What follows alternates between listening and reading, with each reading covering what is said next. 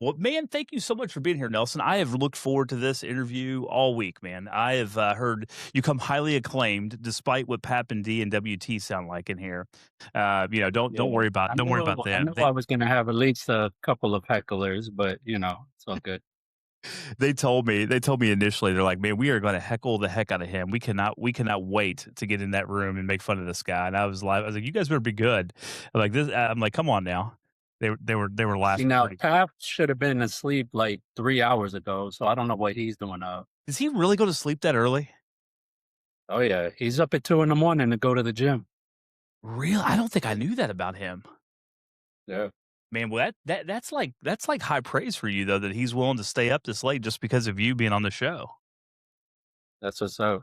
I Yeah, that's good. appreciate all of y'all, and Blair too. Blair is another one that goes to sleep early, so 9:18 if I remember correctly, which is a 9:18 very on the oddly dot, specific time. on the dot.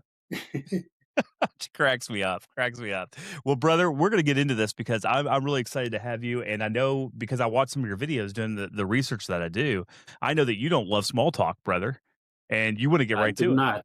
Yeah, I don't blame you. So we're gonna get right to it, man. We're gonna get right to it and find out. So for those of you who may not know you, Nelson, how would you describe yourself? The fragrance lover Nelson in like one or two sentences. Like, what would be the kind of like Cliff Notes version of how you would explain yourself? And we're gonna deep dive here in a little bit into your history, but I'm just kind of curious how you would describe yourself.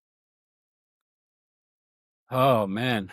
I am a former addict, former alcoholic, um, New York raised, been here in Florida for about 11 years now. And June 11th is going to be 10 years clean for me. And I just traded in one addiction for another. Hey, well, that's a good way to describe it. Actually, I can't wait to really kind of dive into that and hear a little bit more. What is it? I guess one of the questions, I guess, to start out about fragrance, then we're going to go into life a little bit more. But what is it about fragrance that you love? What is it that about fragrance? I was like, you know what? I want to get into this. I want to, I love the way these things smell. I want to collect. I want to, go through that journey. What was it about fragrance that was really it for you? Well, the thing is that even from a young age, like I would say middle school, I always liked to smell good. I had Dracar Noir back in the day, Davidoff Cool Water. My father had that green polo aftershave, so I would slap that on every once in a while. And so it was always about smelling good and looking good, especially in New York. You gotta have some type of style. You gotta everything matching, and so it was always about looking good, smelling good. And I actually started this because I was pushed into it by a manager of mine that where I used to work. And I had about 43 fragrances at the time. And she was like, you know what? You should go on TikTok and post your stuff because you can make lots of money. I was like, one, I don't care about the money. Two, I love fragrances, but there's no way I can get in front of a camera, right? And so it was really my manager there and then another coworker that kept pushing me, go on TikTok, make a video, make a video, make a video. And so last July, I actually did get on camera and make a video. And the rest, as they say, is history. Oh, I freaking love that, and I love that you took a chance too, and that awesome for that coworker to encourage you like that. That's pretty awesome too. You mentioned in a video that you hate small talk and you prefer real conversations, and it got me thinking about authenticity and how much that is just valued and cherished in this game of fragrance. Like authenticity is like your everything. I think as a content creator. So, what is it about authenticity that matters so much to you? I mean, I used to be liar, cheater, thief. I was the dread of the community, right? I When I got into treatment and basically had an experience with God that completely changed me I did not want to be that person anymore. I hated that person, to be honest, because my life was crap. And because of that, I kind of wanted to one thing that they told me in treatment is they said, you need to become the person that when people talk badly about you, nobody believes it. And I that hit me so hard. And that was 10 years ago that they told me that. And that still sticks with me. Be the person that when people talk badly about you, nobody believes them. And the reason is because you're walking in integrity. People have seen your walk. People have heard you speak. People have seen you show up. People have seen you keep your word, and because of that, when it comes, that just translates to everything in my life. And it also translates to fragrances as well. I'm not going to sit here and tell you that something smells fantastic just for likes and clicks and all that stuff. I don't have as many followers as a lot of people out there. You know what I'm saying? That does not matter to me. And I'm not going to try and push something just because it's the most hype thing out there if I don't like it. I can't tell you that. And a lot of times people will tell me in the comments, your facial expression tells if you like it or not. Like that's where it is. You know what I mean? So I can't even fake that. And I just don't want to because I know out there because when I first started, there was a few people out there that I connected with because they were authentic. There was one that had an opposite nose of mine, and there was one that had a similar nose of mine. I bought things based on his recommendations because I saw that, some of the fragrances that I had, he liked. I said, okay, so if he likes that and I feel like he's being honest, I'm going to go purchase this one that he said is good because our noses are similar.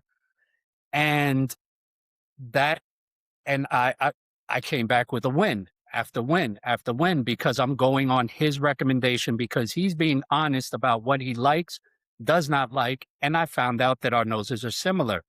So now, flip side, now anybody watching me that feels like I'm being honest and they have a similar nose to mine, and I'm telling them that this is good, and they go out and get it because I said that this is good, they should be able to come back and be like, you know what? You were right. That was gas, right? If I'm out here just saying for, trying to get PR or because I got PR that I have to push it and say it's the best thing out there, then what am I doing? I'm basically leading people because it's not like they can smell what I'm smelling.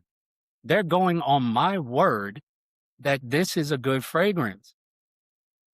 That is it. And integrity means everything in this game because if you don't have that, it just takes a couple of times and people are going to be like, he's full of shit and he's not honest.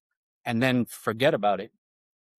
Yeah, I love that. I mean, I love the integrity piece of it is so important. And I think that's something that really makes it really makes it. And I think Toby's in the chat here saying, great reviews, a great nose. I mean, that's also a part of it too, right? I mean, having that ability to be able to look at fragrances and to be able to do that, no matter what the haters in the chat are saying. but I do want to ask you this I'm question. So not you were even born in El reading. Salvador, right? And I think adopted and raised in New York. And I think that is so influential in your background and that unique background that you have. And I'm just kind of curious how that background has influenced your sense, your identity, and kind of what you're doing, kind of in the fragrance space. Can you talk a little bit about that a little bit more?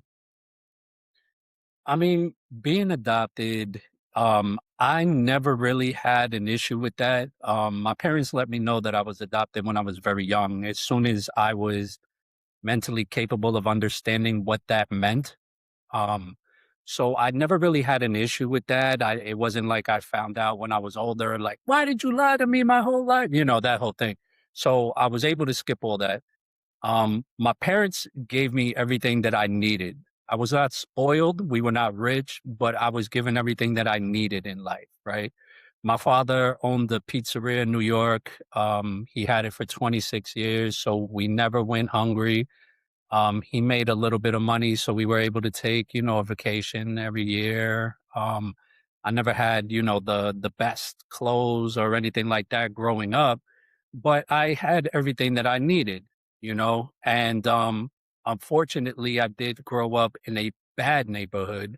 So I was kind of a product of my environment and went that way. But as far as just being adopted and being in the family that I was, my mom was my mom, my dad was my dad, and that was it. And I think it's because they told me when I was so young, I never had the urge to go find out who my biological parents were. You know what I mean?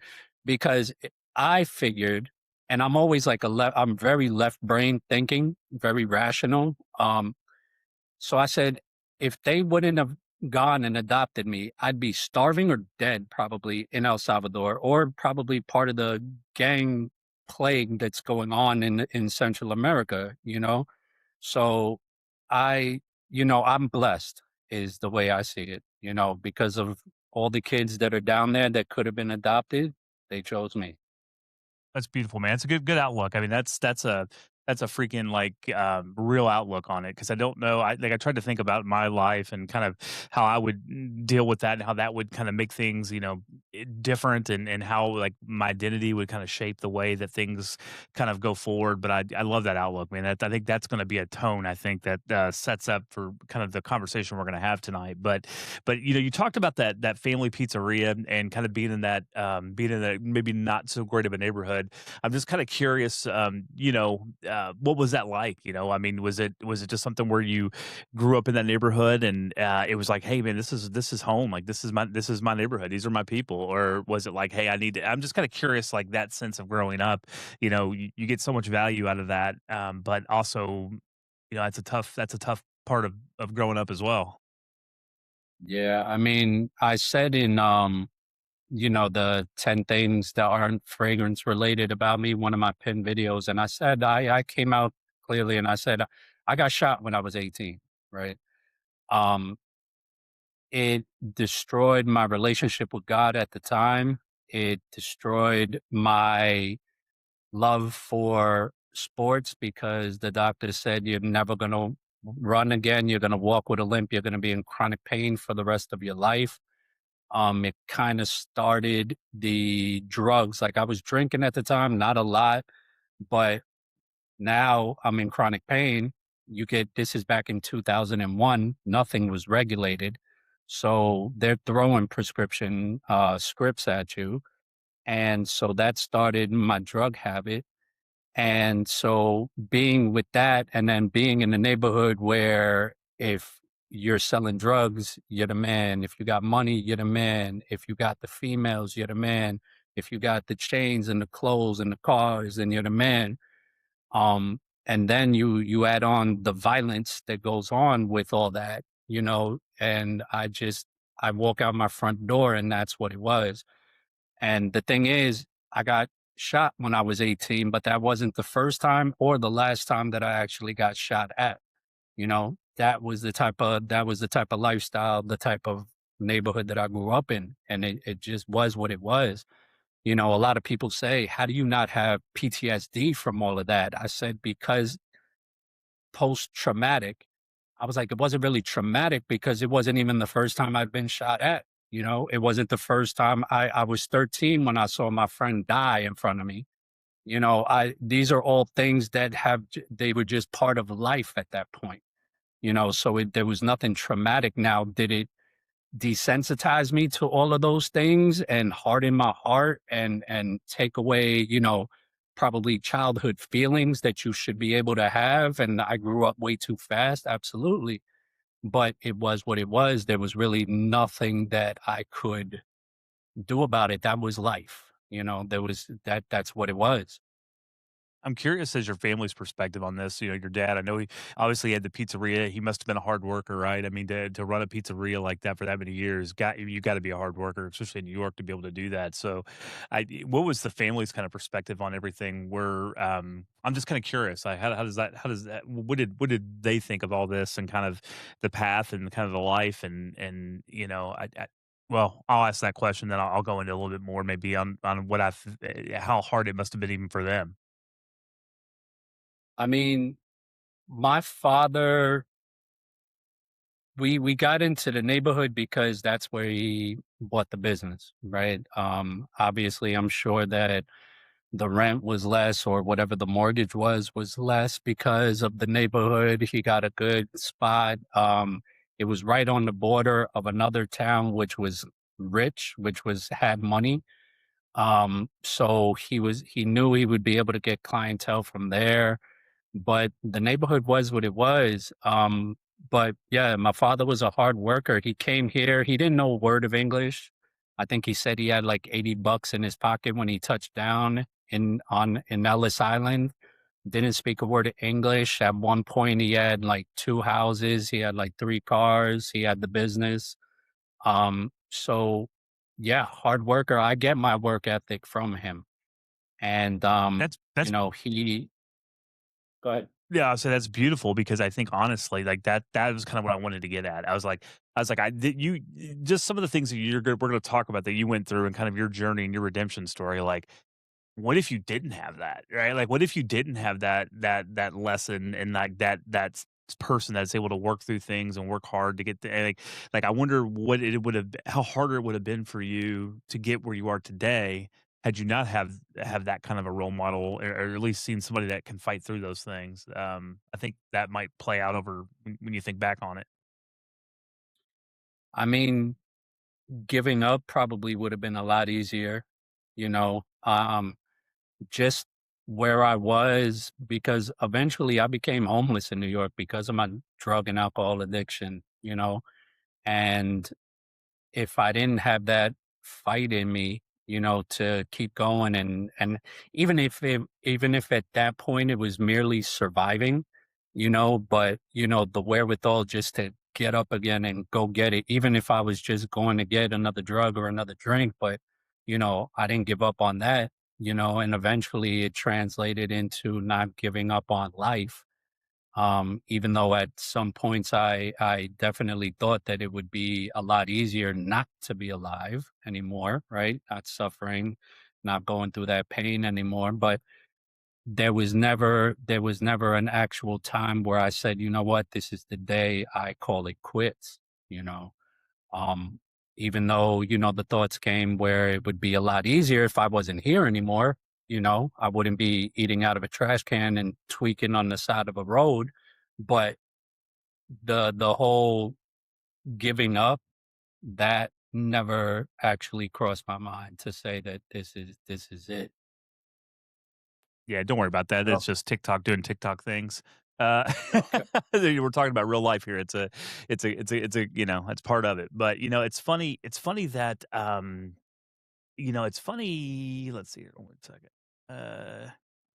Just wanted to get this thing over here. Talk about mental health issues, which is a good thing because we talk about being healthy, but and then TikTok wants to restrict you for it. It's just wild. It's madness. But this Yeah. gives me a good chance to reset real quick. So, guys, we are talking to Nelson tonight. I want you to make sure if you're not following him that you do follow him. This is his TikTok account. So make sure, as Penny's is already cutting out. She's like, "Yep, I'm going to bed." She's like, "I'm 1 hour up past my bedtime. It's over." But she can catch the replay because we are recording this and this will be on YouTube tomorrow. So make sure that you guys, if you do have to catch out here a little bit tonight, make sure you come back and watch the full replay tomorrow. It'll be worth your time. I can guarantee it. But make sure you're following Nelson on his social media accounts. It's criminal that you have that many followers. It's criminal because you do a great content, and we've got to get that. We got to get that up. So we're gonna continue to work on that, and we're gonna continue to work on getting your followers up because you deserve it, man, for all the stuff that you're doing. But, one of the things you talked a little bit about was sports, and I that really piqued my interest a little bit, because sports were such a huge part of your childhood, right? Like, you played everything, and I know that that also, from what you said, from being being injured and shot, like, that ended up being hard too, but when you think about sports and the role that that played, like, do you think there's parts of that that still help you today, like that sports analogy and where you are today? I mean, when it came to sports, it was the whole playing of the game. Like I just enjoyed um being able to be in the mix, and that's why when I got shot that it was just so heartbreaking. The watching of the sports, I was very competitive, period. I guess that had to do with the addictive personality that I have. Everything is, turned to 100. And, so but I loved playing all different types. I played everything. I played volleyball, in middle school. Like I played volleyball, basketball, football, baseball. I was playing handball on a wall, wiffle ball. Like I played pretty much everything I possibly could because I just loved being in the mix. Um, but there was also an issue with that because it brought out that really competitive nature, and especially growing up where I grew up, it wasn't good if your team lost. You know what I mean? So it kind of brought out a bad side of me too. I guess a sore loser would be what they would call it. But got into a lot of fights over sports. You know what I mean? So now that I'm on this side of it, I see that it's just a game, you know. A lot of times people say, why are you so invested? They're not paying your bills, which is 100% true. You know what I mean? Like the Yankees aren't paying my bills. So why am I ready to fight for them? You know what I mean? Because somebody called the Yankees trash. You know what I'm saying? But that's how it used to be.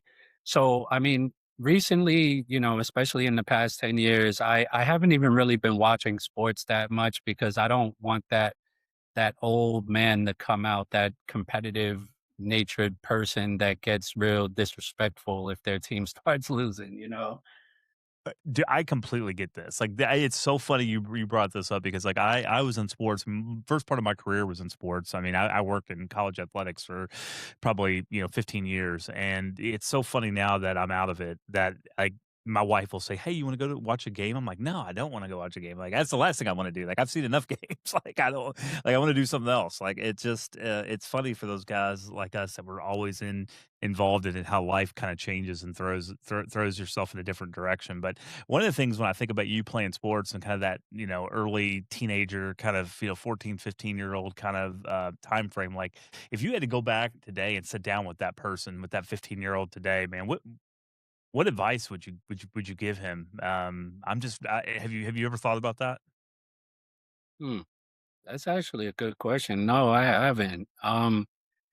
I probably would tell him just that. Like it's just a game. That's not life.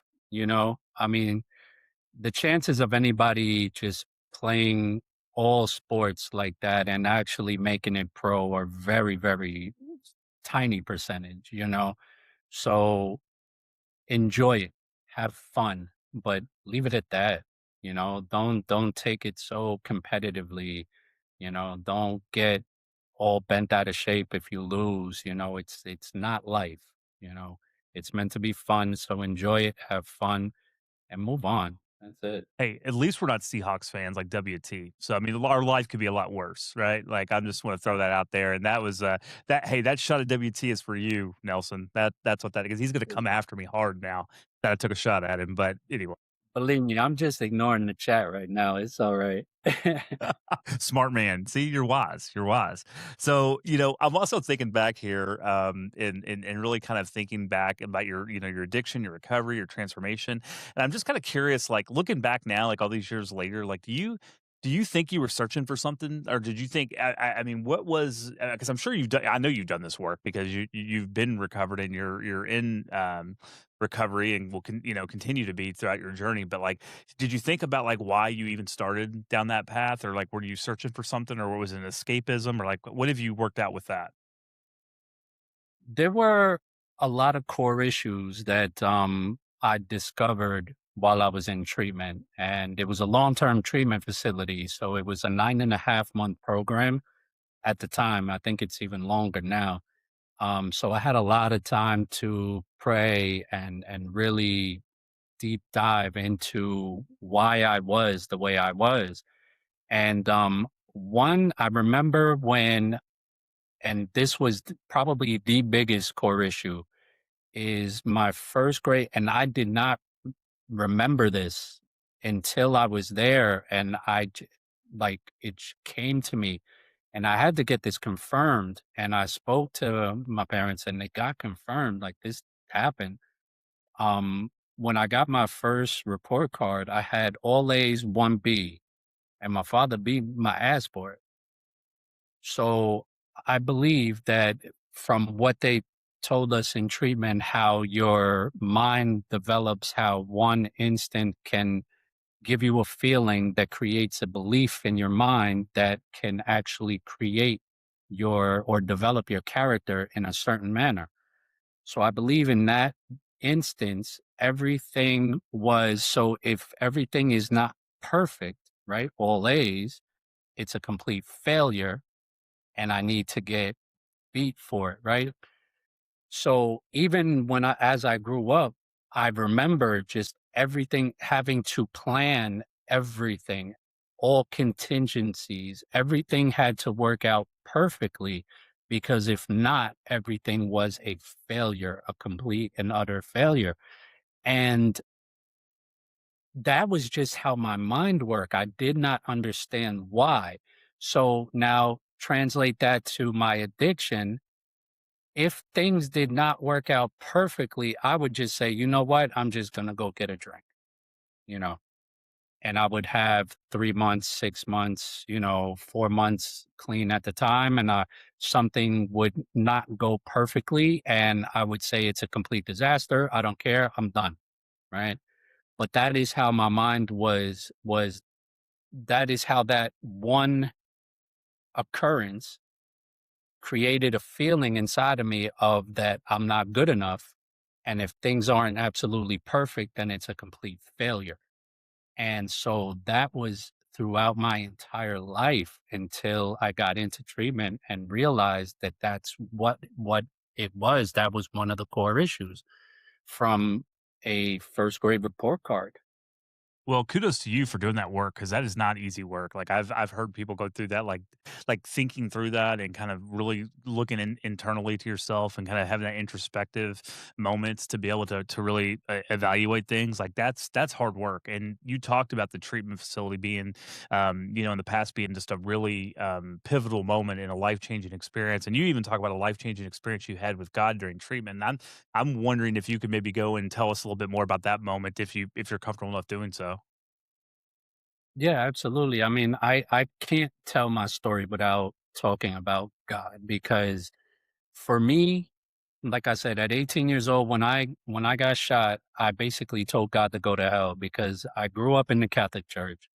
I was basically told I was going to hell my entire life. And I was also told that if something bad happens to you, it's God punishing you for something that you did.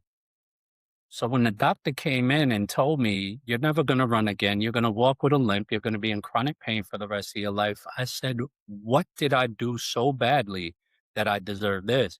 And I said, "If this is the type of God that you are, I don't need you." And so that is how I lived from the age of 18 to 34 when I got into treatment. Needless to say, my life got worse and worse and worse. The addiction got worse. My drinking got worse. I tried to mask the physical pain now on top of the other pain. And I eventually wound up homeless. But I came down here and I knew I had a problem. For 12 years, I tried to either control my drinking and drugging or stop completely. And I failed every single time. And after I got shot, what do you do? Right? If I don't, and especially I told God to go to hell, what else do I have? You go after the people that shot you, right? So I went deep into the streets and it was not a good life. You know, to be honest, I should not be here. The drugs, the drinking, and the life that I lived, I should not be here. But by the grace of God, He kept me around, and it was all leading up to finally getting into treatment.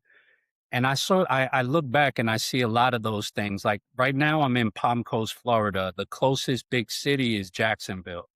So I filled out applications because I relapsed when I came down to Florida because my parents had already retired here. And they said, "We want to bring you down. You're homeless out there. We want to bring you down so that you can, we want to give you another chance." Well, it took me 8 months to destroy everything down here. And my father said, "You got to go. You want to kill yourself? You can't do it here. You got to go." And so I was like, I'm about to be homeless in this Florida heat. And if I'm drinking, I'm not going to survive very long. So I did fill out some applications to Jacksonville. Nobody got back to me. The only people that got back to me was down in Fort Lauderdale, and it was a faith-based treatment center. And I said, "No, no, no, no, no." I was like, "No, I want nothing to do with God." I was like, "There's absolutely no way." But again, I'm about to be out on the street. So what do? I gotta go. You know, I said, "All right, well, I'll grin it and bear it. At least I won't be out on the streets." So every single morning in that place, they go to chapel. You have your quiet time where you could read your Bible, and then they have praise and worship music. And everybody stands and sings, and, people that know the song. I had no idea that there was so much Christian music out there, Christian rock, Christian rap, Christian pop music, like country. Like I had absolutely no idea that there was so much Christian music. But so for 2 months, I'm just going through the motions and all of this until one day we're standing up and this song comes on by Hillsong United called I Surrender. And I'm looking at the words on the screen, and all of a sudden I start getting hot. I start perspiring, and I'm like, and this chapel is freezing. All the Floridians have on big bubble coats. That's how cold that place is. And I can feel my body start getting every hair on my body stands up. And I'm like, what is, and I'm looking at this screen, and all of a sudden, in front, the treatment center was all men. So in front of 100 men, I start bawling out of control. I can't remember the last time I actually cried at that point, and I can't stop crying. I am bawling, breaking down, looking at the words of this song called I Surrender. And the only way I can describe this sensation around me is as if somebody was giving me a warm hug. And I took it to mean that it was God telling me that even after everything you've done, you're, s- I still love you. And in that moment, I put my arms out and said that if you still love me after every violent thing that I've done in the name of revenge, then I give up. I'm done because my will is going to have me dead in a gutter somewhere. So I am absolutely done and I surrender. And I surrendered that day. And the next service that we had, I ran up during the altar call and I got saved. And that was 10 years ago. Dude, thanks for sharing that. I mean, that's powerful. I mean, I got goosebumps just listening to that. I mean, I can hear how authentic and real that was for you, it's just it's just a beautiful moment. And I think it's a good reminder too that like, all these earthly things that we that we think we're in control of, man. It's I mean, it's wild. It's just the human condition, right? Like we think we have control over everything that's going on. And and one of the thing that makes me sad too, I will just go ahead and say this. I also grew up in the Catholic Church, and I am still my whole family. We still go to our Catholic, and I just hate it that that was your experience. Like, I've heard that experience from other people too, and it just it just makes me sad. I hate that was what you got, that was your initial kind of introduction to faith. It's just disheartening, and I hate hearing that. But I'm glad that you got on the other end of it. But I'm just kind of curious too, like how well. First of all, for anybody that's joining us in the chat, this is Frag Talk Live. I promise it is still Frag Talk Live, but we're talking a little bit. We get to know people on a very much deeper level here tonight. We're getting to know Nelson and his story a little bit more, and he's got an excellent path. And so, loving that. Make sure you're following him on social media. You can find his accounts on there. He's going to be in all the links and everything for this video, but make sure that you follow him. And then, at the end of the day, too, I also want you guys to use this and to think about this a little bit more, because I think that is one of the coolest things for me that I've experienced in this community, is just all the stories and the connections and the power that we all have. We all come from different walks of life, but fragrance is kind of that one thing that kind of ties us together. So I just kind of keep that in my view as well. I blocked him and my views went up. I tell you what, WT, we need to say some prayers for chat. Let's say some prayers for WT in the chat. He needs some more prayers. All right, let's give him those. But now back to your kind of journey here, Nelson, because I told you I'd only keep you for an hour because I know you got to get to work in the morning.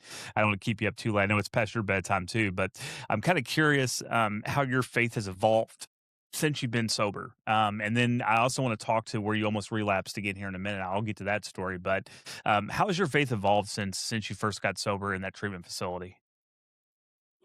Well, I mean, you know, and I can see how, the that whole, especially when you have an experience like that I had, that it's easy to think that life is going to be absolutely amazing from here on out. I got God now, and everything is hunky dory. I was still the same person, right? The only thing that changed in me is my heart. That the fact that now I invited God back. God never left me, is what I realized. And now I said, okay, I want to follow you. I surrender your will, not mine. That is the only decision that I made. Now, at the time, I still had my New York attitude. Don't look at me, don't touch me, don't come near me. The whole, I love you, brother thing was like, bro, you don't know me. What are you talking about? You know what I mean? I was I was still the same person in the moment. The only difference is that I now wanted something different. I wanted to not follow my will. I wanted to follow God's. So what I did was basically I started listening to godly men. I started listening to other people who had 10, 20, 30 years of sobriety who all believed in God. And little by little, by reading my Bible, by praying, by, following examples, by trying to do better, my heart changed from the inside out. And slowly but surely, started becoming a person that, instead of not caring about my life or anybody else's life around me, I started becoming a person that actually wanted to help people, which was never the case for 34 years of my life. I did not care. I was selfish as hell. I manipulated everybody around me just to get what I wanted. And now all of a sudden, I'm starting to change from the inside out, slowly, very slowly, but surely. And that is one of the reasons that I got into working in treatment. Was my first job out of my own treatment center. And it is because I was so grateful that I actually don't have the urge to go get high anymore. That if I can do it, I got to be able to tell others that, yo, you can do it too. Like, I promise you, there is a way out and you can live a better life. Like, I was actually starting to live life instead of surviving life. And that in itself was just such a gift that I had to tell people about it. So that's why, so little by little, my heart just started to change from the inside out. And I noticed myself just wanting to think of myself less and others more, which was never the case throughout my entire life.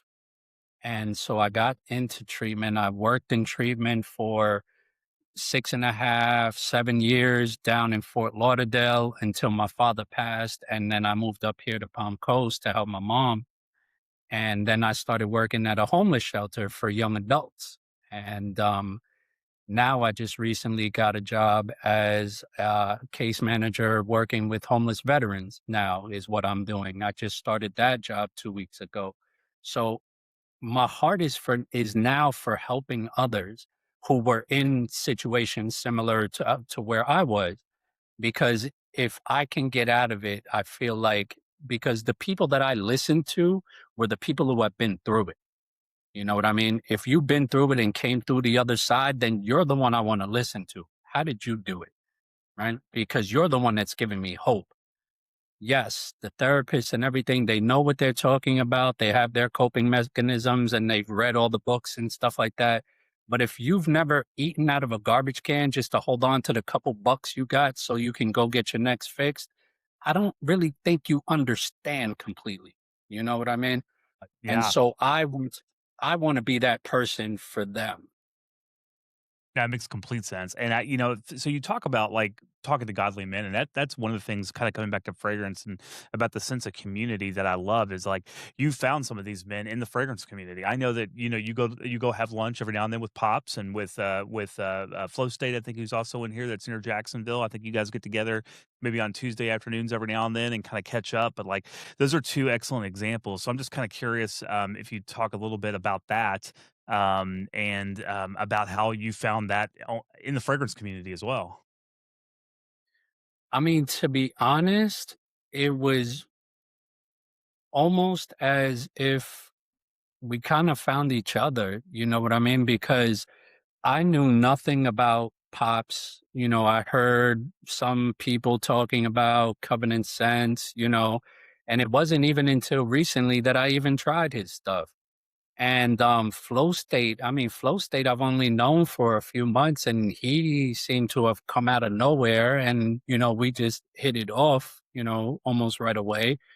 And I know even though he's being an ass right now, but Papin D is here. Florida Frags, there's just and the more I talk to people, the more I realize that TJB, there's a lot of faith um people in this community. I mean, there's a lot of people that are actually godly people in this community, and you can kind of see that when you see the kindness and the generosity that are in some of these groups, because you just see people sending, oh, you haven't tried this, hold on, I'm gonna decant it for you, I'm gonna send it to you. Oh, you know what? You like this? I have a spare bottle here. I'm gonna send you this one. That all those things. And I'm not saying that, every single person that does that is a Jesus freak like I am, but a lot of people that I've met in here are absolutely believe in God, you know. So I guess we kind of just all found each other, or we just came together because of the love of fragrances and just discovered that, you know what? I love Jesus too. It's beautiful, and I think it's I like the divine plan, right? It's like the way that we find community in different ways, and I know it's not like rocket science, but I love that, and I also love that you are friends with guys like guys like Flow State. I mean, Flow State is one of the first people that reached out to me on here, and is I mean, just such a phenomenal guy, and he's got a great story too that he tells often about his recovery from alcohol, and it's an amazing story, and there's just so much of that I find in the fragrance community that happens that people have trials and tribulations, and speaking of trials and tribulations, when I look at your story, one of the things that like almost rocked me was when I learned about a pretty big loss that you had, obviously in 2022.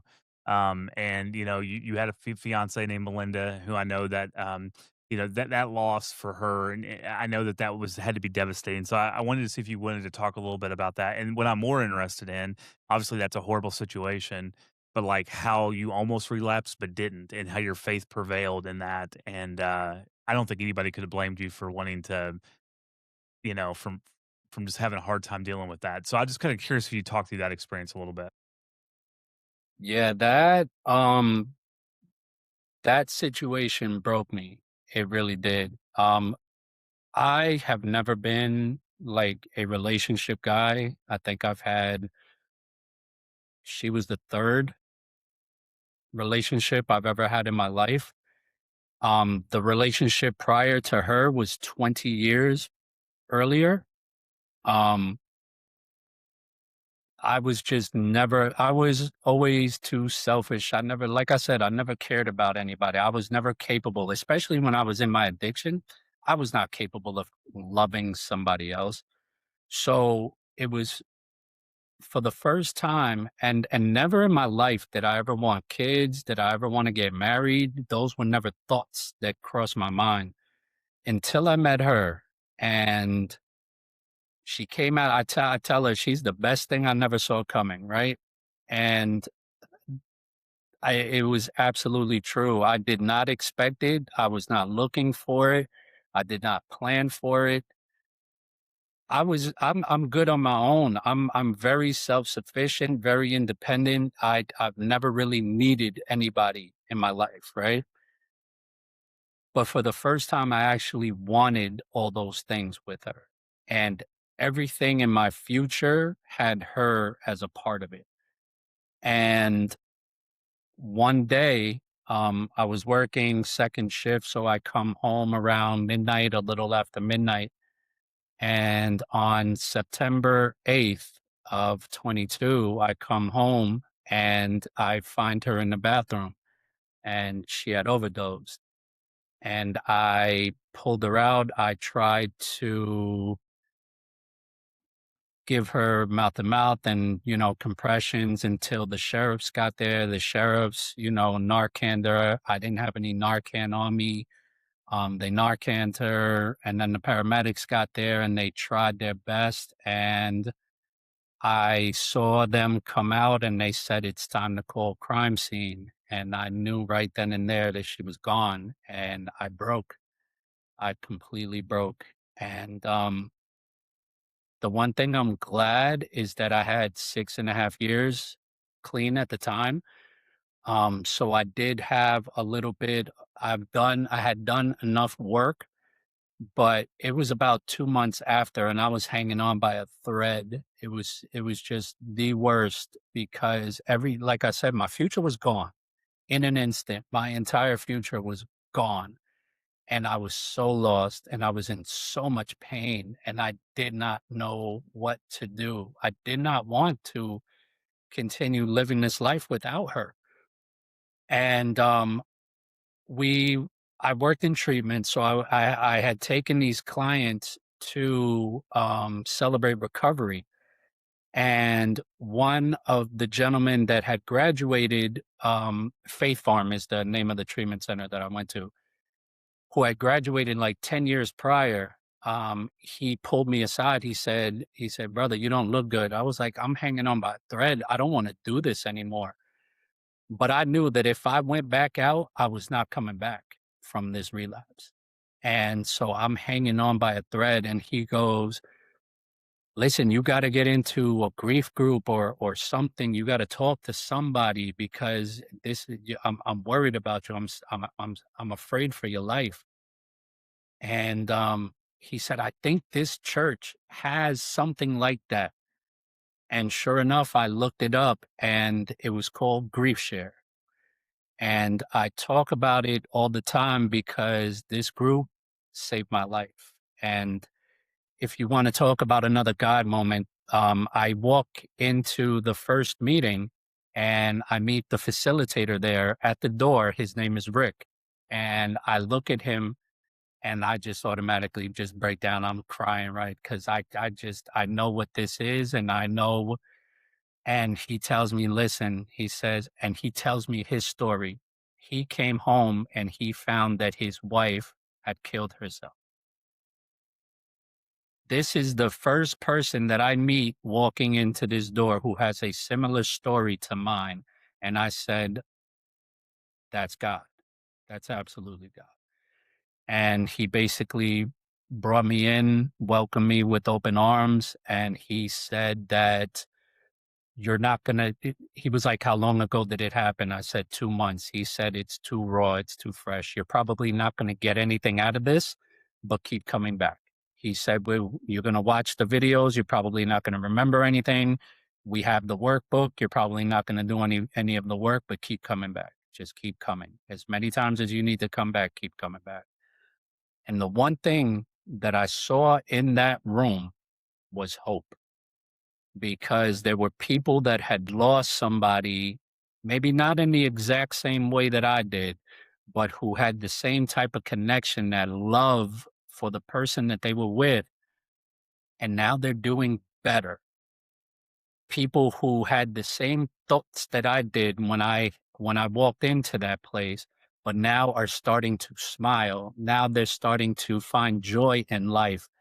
And again, just like in AA or NA or in any type of treatment center, you see somebody that has what you don't, and you say, how do I get that? I want that, because I never thought I'd be able to find any type of peace or joy in life ever again after that type of loss. But I saw hope in that room. And sure enough, it took about, I didn't even know that I was healing until I was able to look at a Facebook memory and smile. And because every Facebook memory that popped up every single day, I would break. But it wasn't until a little over a year and a half after she had passed. And I remember it was us when we came to visit my parents here, and we were at the beach, and I smiled and I said, "Oh my God, I'm healing. Oh my God." So it did take a long time, but I realized in that moment that it didn't happen in that moment, but it was the year and a half of going to grief share and talking it out and being around people that understood that type of loss. We became like family.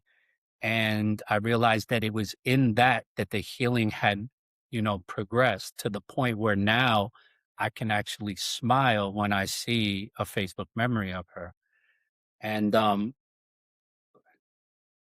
Yeah, then that's one of the things I wanted to tell you that I enjoyed when I looked at the tribute video that you did on TikTok was the photos of you guys were beautiful, and to see you smiling and to see you able to do a tribute video like that and to keep her memory alive there pinned in your profile, I thought that was beautiful too. And it's one of those things where like I almost feel like I have of course I never got a chance to meet her, but I feel like I have a sense just from that video of kind of why it was so important for you and why she was so important. So I'm just kind of curious, like, how do you continue to honor her memory today? And is it just as much as just kind of taking care of yourself and kind of continuing your journey?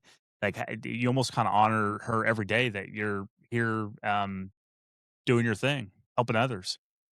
right, living life. And I see WT. No, it had been the last time she had ever used opiates was 2 years before that, before we even started, or longer than that. So she hadn't used opiates in over 2 years. So what happened that day, I do not know. That's one of the things I had to work through in grief share, was the guilt and the shame.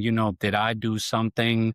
Was there something I could have done to stop it? All of those thoughts that go through your head, those were the things that were breaking me, because I said, what happened that day that she would go and do that? And I had to come to the realization, one, that I was probably not going to get any of those answers. Two, there was nothing, me as a former addict and alcoholic, I know that if I want to do something, I'm going to do it, and there's nothing on this planet that will be able to stop me. So I know that there's probably nothing I could have done to prevent what happened. I probably will never know why she decided to do what she did. And I have to be okay with that. hopefully one day I'll see her again and I will be able to ask those questions. But at that point, it won't matter anyway. Um, but to get back to your point, she used to post on Facebook how proud she was. And she used to say, this is my boyfriend and he helps people, he helps men in recovery and all those things. And so I know, um, and I learned this and I tell people this in Grief Share. I said, because somebody had to point it out to me. They said, "Did you love Melinda?" And I said, "Of course, with everything." And they said, "Do you believe that she loved you?" I was like, "Yeah, absolutely." I was like, "Okay, so if those two things are true, do you think she would want you to be miserable for the rest of your life, living in complete despair and sadness and heart-wrenching just pain?" And I said, "No." I said, "No, of course not. Your loved one would not want you to be devastated and living in pain for the rest of your life. They would want you to live your life to the fullest in pure joy and happiness." So when I finally got that through my thick skull, I said, "How do I continue this life? How do I, like you said, how do I, as a tribute to her, what can I do?" And just like you said, I continued to work with people in treatment. When I came up here, I started working with young adults and that are homeless. And I did all those things just for the simple fact that that's what she would want me to do. But not just that, that she would want me to be happy. She would want me to find joy somewhere. And in the middle of all of that was the fragrances, because I think when her and I were together, I think I had around 20 something. By the time I moved up here, I had 43, and I realized how much, and then I found Fragrance Talk, which just completely destroyed everything because I'm like, "Oh, I want to try that. Oh, that sounds good. Oh, I want to do that too."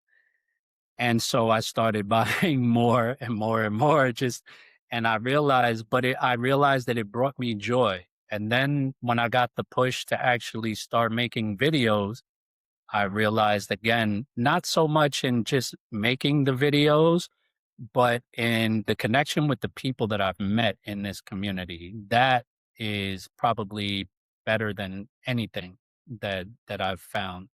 Better than almost any fragrance that I've found. No, I completely understand. I just want to sit here and say that, like, WT, thank you so much for being vulnerable in the chat and sharing some of that stuff that you're sharing in there. And brother, I think that the one thing I would say is that, just like Nelson said earlier, right? Like if Nelson can get there, anybody can get there, right? And Michael Malone, baby. That's right. That's right. That'll get you there. But no, seriously, WT, man. I mean, I do appreciate it, and brother, we're a community, and man, I can't imagine what you're still going through with that one and that those kind of thoughts. But I just encourage you, brother, to keep talking about it, and talking to any of us. But I know we joke and we can all have humor, and but life is life, brother, and we gotta face it together. So there's no doubt about it.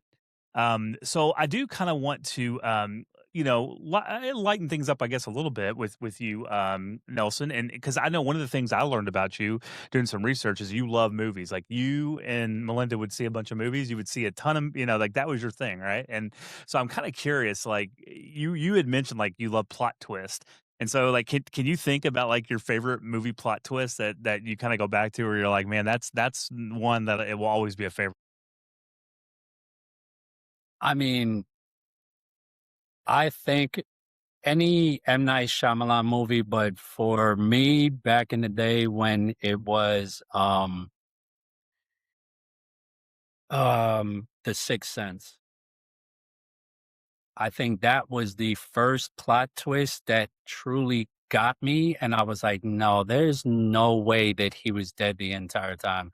I was like, "He spoke to somebody. There's absolutely no way." But that I think was the first crazy plot twist that, just started it all, because that was sensational.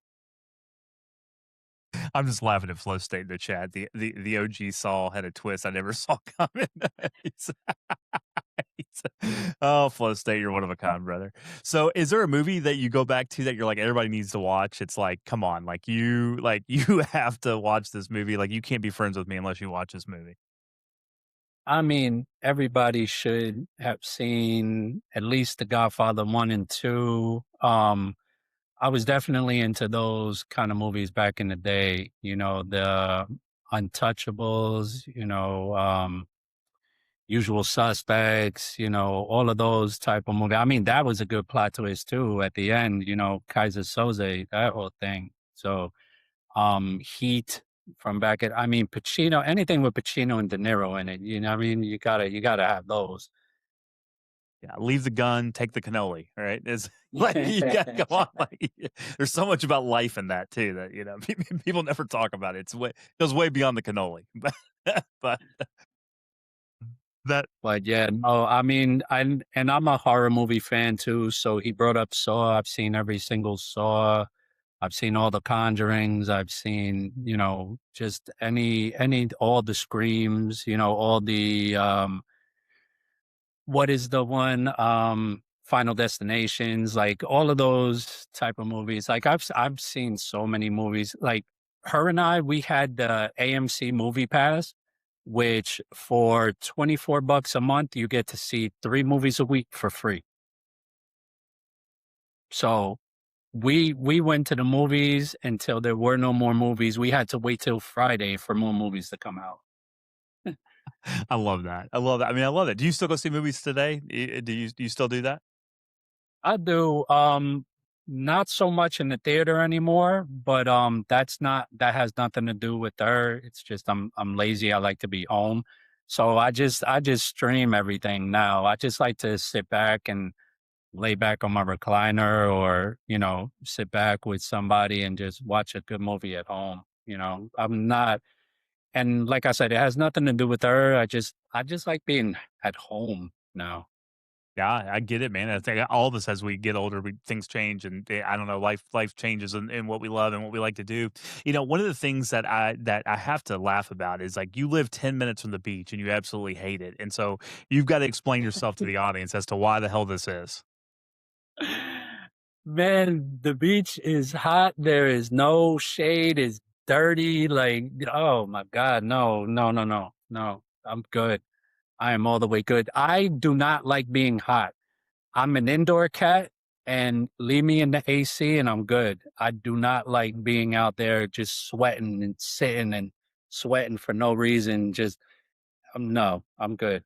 You could take the guy to New York, but you can't take the New York out of the guy.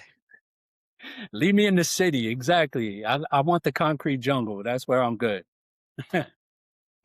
I love it. I love it. Oh, that's so good. So, we're about wrapped up. I know like I said, I promised you I'd get you out of here. I'm a little bit over, but I do kind of want, to think about a couple things kind of as we kind of end up here. So if somebody is watching tonight, right, or somebody's watching this replay, they're struggling with addiction, grief, depression, hopelessness.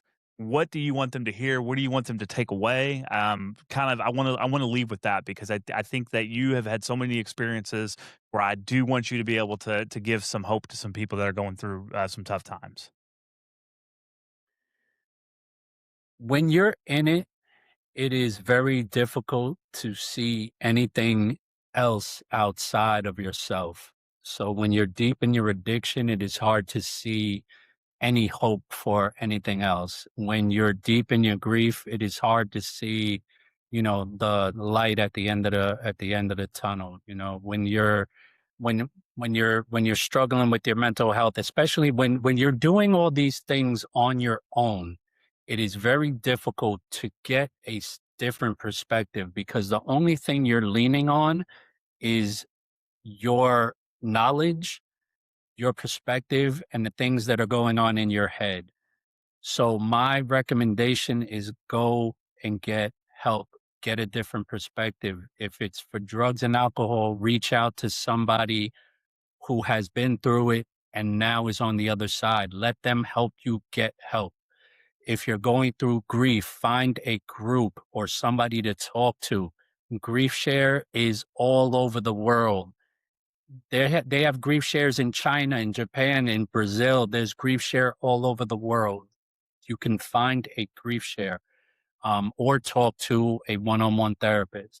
If you're going through bouts of depression and you don't see a way out of it, go talk to somebody. I know that phone is heavy sometimes, very heavy, and you can't make that phone call because you just don't want to be a burden, or you don't want to bother somebody, or nobody cares, or nobody will understand. All of those are absolute lies. There are people out there that want to help you. There are people out there that have been through it. There are people out there that do care.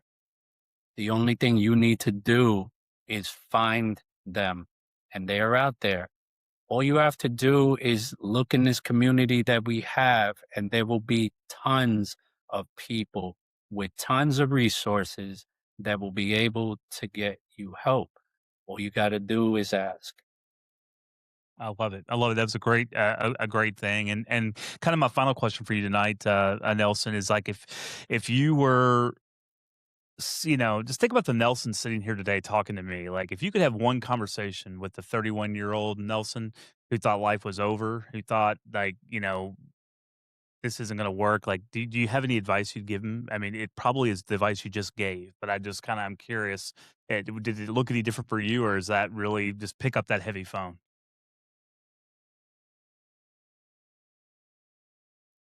The one thing I would tell them is that look at your life. God never left you. That's it. Because he's never left you. Look at your life. You're still alive. Every breath that you take means God's not done with you yet. That's it. There's Beautiful. still a Simple. purpose there. Very simple. You still have purpose. There's still something that he wants you to do if you still have breath in your lungs. Nelson, And thank you that's the so way to much. look Really for it. appreciate you taking the time to be here tonight. This is so awesome. It's really great to get to know you on a much more personal level. Thank you for being open and honest and being willing to talk about some things.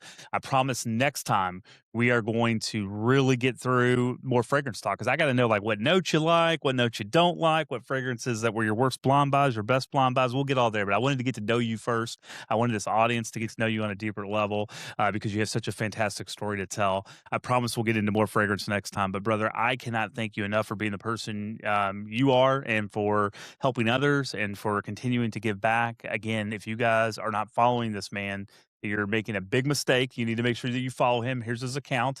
You can see lovely Melinda there, and you can see a couple of he's got some great content out there on plenty of different fragrance related content videos. So make sure that you check out him and that you follow him. Very important that you do so. I want to give you the last word, Nelson. Anything you want to add? Well, I mean, I truly appreciate you having me on here. And, like I said, when you first asked me, I was like, oh my God, that's so late and I got to go to work. But you know what I mean? It is definitely, I couldn't pass this up because, I've just, I've seen these interviews and I just see the way you run them and the skills that you have at just being, the dean of sense, and I was like, I can't pass this up. I got to be able to hop on there and, talk to you. So I truly appreciate that you actually reached out to me and, gave me this opportunity because, yeah, if what I said, gave somebody hope or, gave somebody, a little bit of strength or let them know that they're not alone, then that's it. We're good. Well said. And WT's still getting digs in from Midwest Sense, custodian of sense. Boy, they keep me humble out here. That's what I love. They keep me humble. Nelson, good to see you, brother. Get to sleep. I know you got to get to work tomorrow. Chat, thank you so much for everything you've done. Thank you for all the gifts. That was so nice. You did not have to do that. Very much appreciated, though. It means a lot to us that you would take the time to do that and that you care about this conversation. Make sure you share with a friend. We're here every Wednesday night, 10 o'clock, talking to someone in the fragrance community, and that's a lot of fun. So make sure that you come back every Wednesday at 10 o'clock. 10 a.m. on Saturday. If you're up Eastern time, come join us there. That's kind of our community day where we get together and pick on each other. I mean, talk fragrance, pick on each other. There's a lot of that, lot of a lot of fun times with each other. I'm actually going to be in Indianapolis this weekend, so we're going to have a special Frag Talk Live. I'm actually going to go to the Indianapolis Fashion Mall, and you guys are going to walk around with me a little bit and look at some fragrances while we're doing that. So we're definitely going to do that. So no worries for anyone Love that me was too with late in that. the chat. McBroom, I hope you're recovering well. I know you had some surgery, and I'm glad you're doing better. This entire interview will be on YouTube tomorrow, so make sure you search Dean of Sense tomorrow, and then I'll also put a TikTok out with a link as well, so you can catch up on anything that you missed, or maybe you can forward this along to somebody, maybe who you know, maybe somebody in the fragrance industry who maybe is struggling with something as well. Maybe they need to hear this interview. Maybe it'll help give them some light and shine some light into their situation in their life. So, for that, guys, have a great evening. Thank you so much for being here, and we'll catch you on Saturday. Take care, everybody. Peace.